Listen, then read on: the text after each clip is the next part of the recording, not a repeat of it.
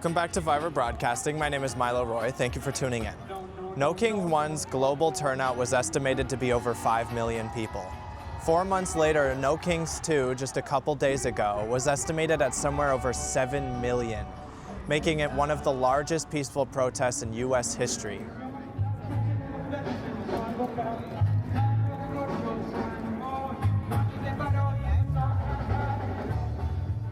We say peaceful due to the severe lack of arrests, overall police presence, and property damage on the crowd's part.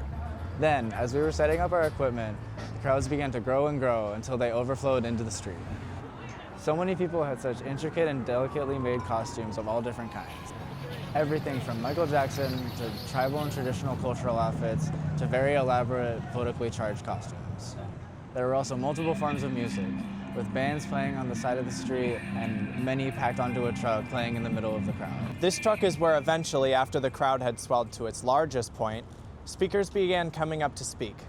Various people, from local government officials to public figures, came up to speak very passionately on their opinions on many different topics pertaining to our government. These topics range from speaking about ICE and the Trump administration's actions against illegal immigrants, to the issues with our U.S. government's cuts on health care. And love.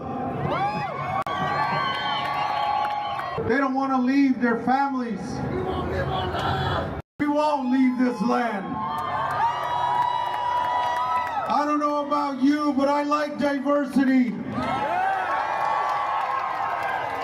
I love my black, my white, my brown, all the colors that the Creator made.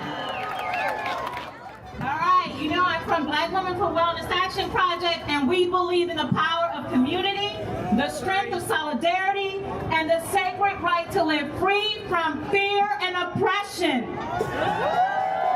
When our immigrant families are targeted, our Black community also feels that pain.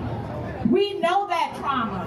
We know what it means to have your body, your labor, your vote, your freedom weaponized against. Following the speeches, they then began to march. They marched to the streets of downtown Los Angeles chanting, while a band played music from the bus driving along within the crowd. We were impressed with how peaceful the crowd remained and how civil and cheerful the crowd was despite the cloudless LA sun. The crowd did a large loop that led back to the front of Los Angeles City Hall. City Hall is where a speaker came on and made a request of the crowd for whomever was able. The speaker told us about another protest that was going on a couple blocks away at the Metropolitan Detention Center. They claimed that there was a police presence at the Metropolitan Detention Center and that arrests were made. They requested that whoever in the crowd could go to MDC did so. The atmosphere at the detention center was a little different, but overall was still peaceful. There was a crowd that had formed around an LAPD police line that was blocking the entrance to the detention center.